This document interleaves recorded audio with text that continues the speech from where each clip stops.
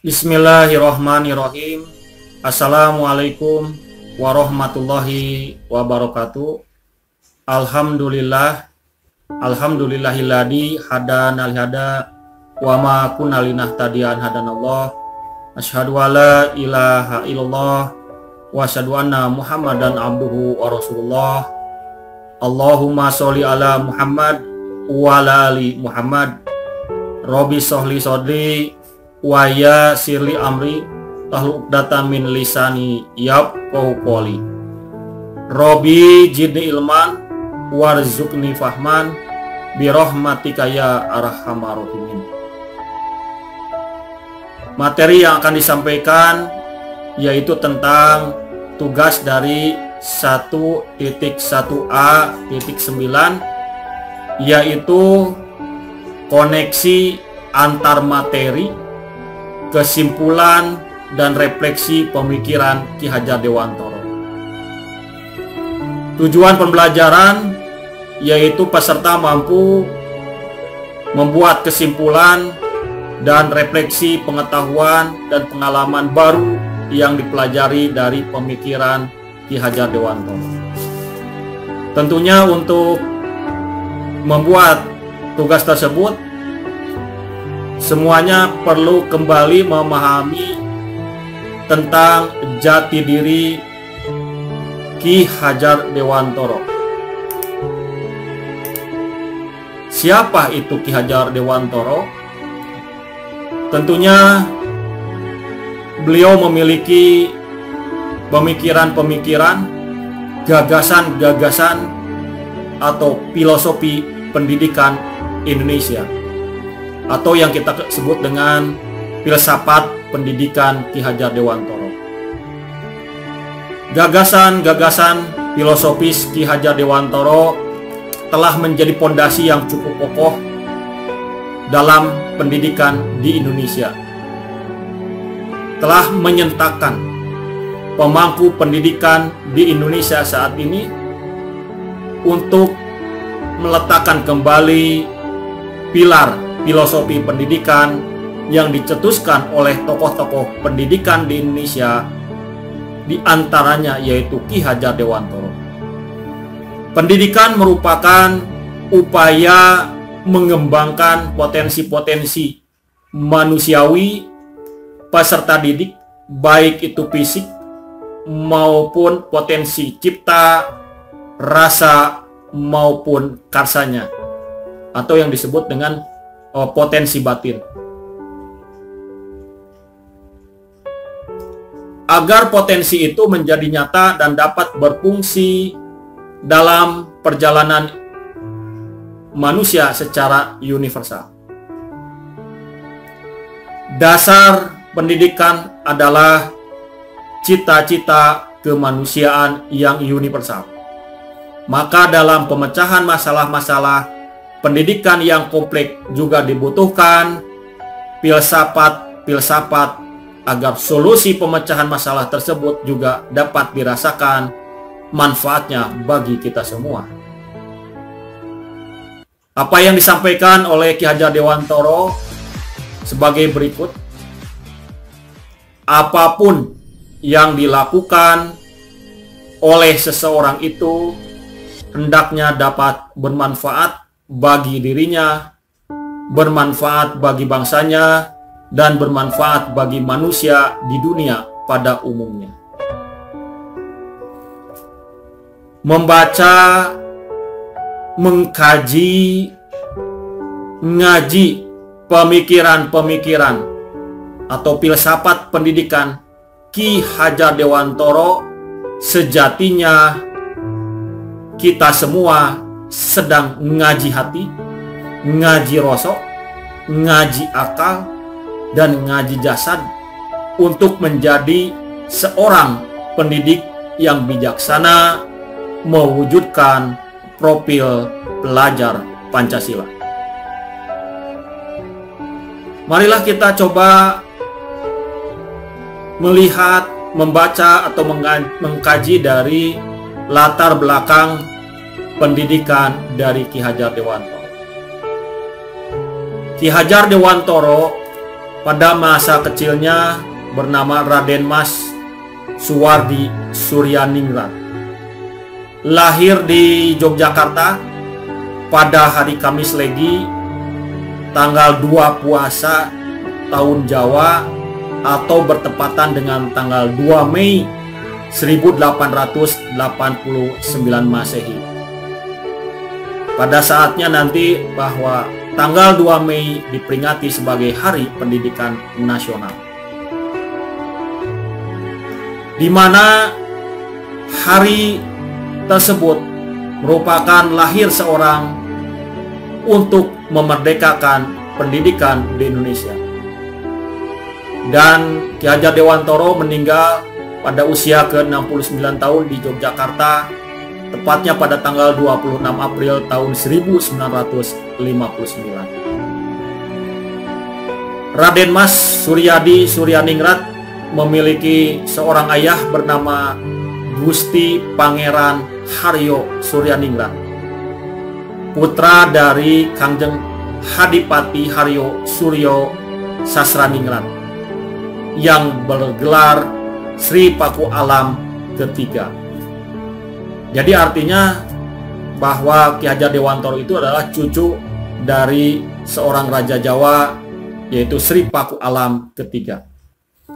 Ibunya adalah seorang putri keraton Yogyakarta yang lebih dikenal sebagai pewaris Kadilangu atau keturunan langsung dari Sunan Kangjeng Kalijogo. Saat usia 40 tahun, menurut hitungan tahun Caka atau pada tahun 1922, Raden Mas Suryadi Suryaningrat berganti nama menjadi Ki Hajar Dewantoro, yang memiliki makna Hajar Dewantoro artinya memiliki makna seorang guru yang mengajarkan kebaikan, mengajarkan keluhuran, mengajarkan keutamaan. Pendidik atau sang hajar, jadi sang hajar itu adalah pendidik yang memiliki kelebihan di bidang keagamaan dan keimanan, sekaligus masalah-masalah kemasyarakatan. Model dari pemikiran Ki Hajar Dewantoro tidak lain adalah sosok Kiai Semar. Sosok Kiai Semar yang sukses menjadi perantara antara Tuhan dan manusia, mewujudkan kehendak Tuhan di dunia. Sebagai pendidik yang merupakan perantara Tuhan, maka guru sejati sebenarnya adalah berwatak pandito, yaitu mampu menyampaikan kehendak Tuhan dan membawa keselamatan. Sosok pandito inilah atau digambarkan oleh atau menjadi model oleh Ki Hajar Dewantoro itu, yaitu Ki Semar. Ki Hajar Dewantoro seorang kesatria menjadi seorang pandita. Setelah berganti nama atau dari Raden Mas Suryadi Suryaningrat menjadi Ki Hajar Dewantoro, beliau menjadi karakter pandito yang memiliki sifat seorang kesatria, yang mempersiapkan diri dan peserta didik untuk melindungi bangsa dan negara. Hal ini dimaksudkan agar beliau dapat bebas dekat dengan rakyat, baik secara fisik maupun hati. Tentunya ketika memiliki nama Raden Mas Suryadi Suryaningrat, beliau sangat memiliki jarak ya antara seorang anak raja atau cucu seorang raja dengan rakyat. Tetapi karena beliau adalah memiliki hati seorang pandito, maka berganti nama, tidak lain berganti nama menjadi Ki Hajar Dewantoro agar supaya beliau dekat dengan rakyat, baik itu secara fisik maupun dekat dengan hati, secara hati.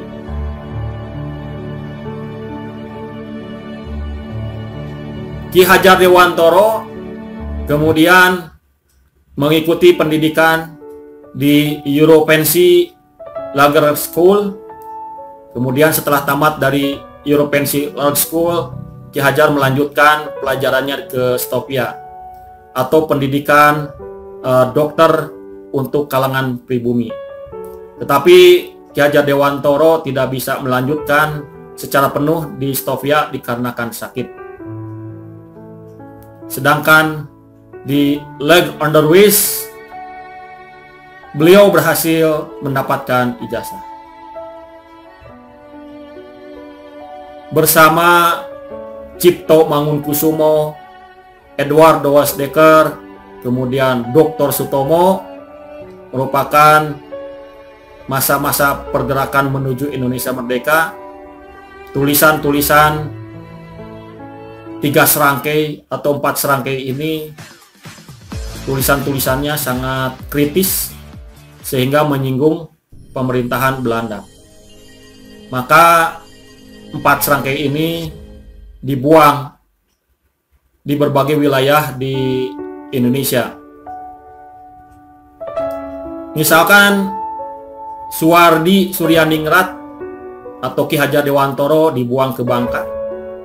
Cipto Mangunkusumo dibuang di Banda Neira, dan Dr. Edward Dewasdeker dibuang ke timur, Kupang atau Nusa Tenggara Timur. Atas usulan Edward Dewasdeker, ketiganya dibuang ke Belanda. 3 serangkai inilah ketika di Belanda mengoptimalkan dirinya, yaitu untuk mengikuti berbagai pendidikan.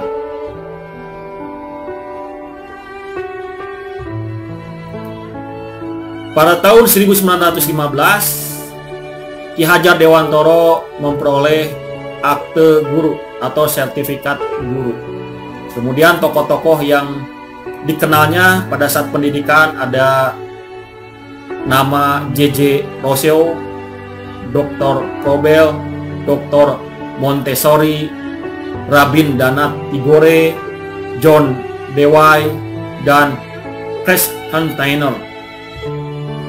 Froebel, ahli pendidikan terkenal dari Jerman, pendiri kindergarten.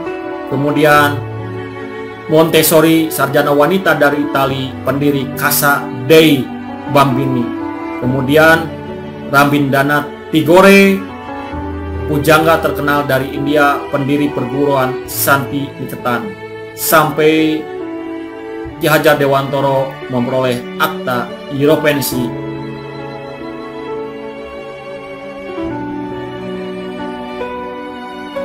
Ki Hajar Dewantoro, kemudian Edward Dewasdeker, dan Dr. Cipto Mangunkusumo merupakan tokoh-tokoh pergerakan Indonesia Merdeka. Juga sebagai kolumnis atau wartawan, politisi, dan pelopor pendidikan bagi kaum pribumi di Indonesia.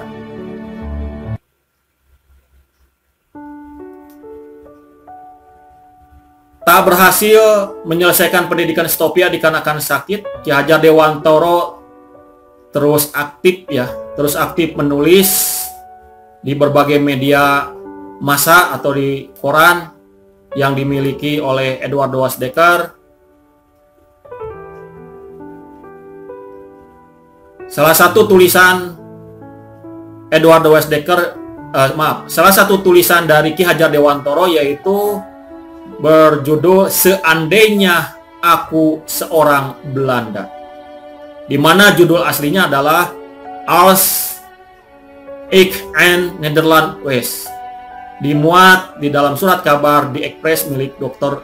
Edward Dewasdeker pada tahun 1913. Artikel ini ditulis sebagai protes atas rencana pemerintah Belanda untuk mengumpulkan sumbangan dari Hindia Belanda atau Indonesia saat ini, yang saat itu masih belum merdeka, untuk perayaan kemerdekaan Belanda dari Prancis. Sekembalinya ke tanah air pada tahun 1918, Ki Hajar Dewantoro mencurahkan perhatiannya di bidang pendidikan sebagai salah satu bentuk perjuangan meraih kemerdekaan. Jadi untuk mencapai kemerdekaan tidak lain melalui jalan pendidikan. Bersama rekan-rekan seperjuangannya, Ki Hajar Dewantoro mendirikan Onderwijs Instituut Taman Siswa, atau yang dikenal Perguruan Taman Siswa, bertepatan dengan tanggal 3 Juli tahun 1922. Taman Siswa merupakan sebuah perguruan yang bercorak nasional yang menekankan rasa kebangsaan dan cinta tanah air serta semangat berjuang untuk memperoleh kemerdekaan. Perjuangan Ki Hajar Dewantoro tak hanya melalui Taman Siswa. Sebagai penulis, Ki Hajar Dewantoro tetap produktif menulis untuk berbagai surat kabar. Hanya saja kali ini tulisannya tidak bernuansa politik, namun beralih ke bidang pendidikan dan kebudayaan. Tulisan Ki Hajar Dewantoro berisi konsep-konsep pendidikan dan kebudayaan yang berwawasan kebangsaan, dasar-dasar pendidikan nasional bagi bangsa Indonesia.